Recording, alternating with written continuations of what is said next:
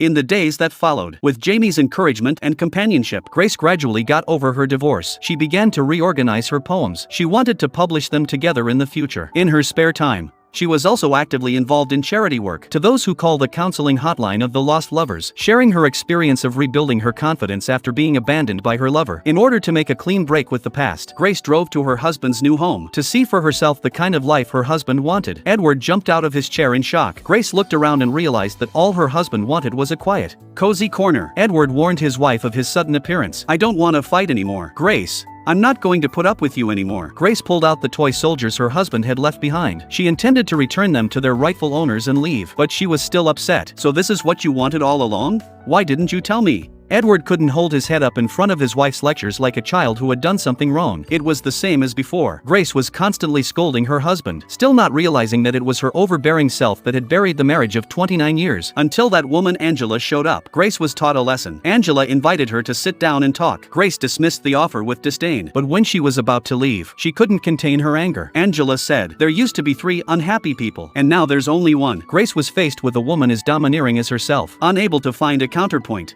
She looked to her weak husband. Is it wrong to have a third party? Of course it is. But why is there a third party? It was also a question to be pondered. At Angela's signal, Edward rushed after her. He hoped that even if they were no longer husband and wife, they could still be friends. But Grace refused without a second thought, because in her worldview, if we can't grow old together, then we'll never see each other again. From the last dialogue between the two, you can clearly feel the difference between a strong character and a weak one. Grace seems to have lost her marriage, but people like her always have the power to turn things around. On the other hand, the cheating Edward, in front of his wife, he always looks like an aggrieved child. Edward didn't dare look up until he saw his ex-wife leave. Grace, on the other hand, is smiling like a spring breeze. This time it was her turn to drive the minivan to her new life. Compared to when she arrived, there was no more pain or resentment. There was just the relief of letting others go and letting herself go.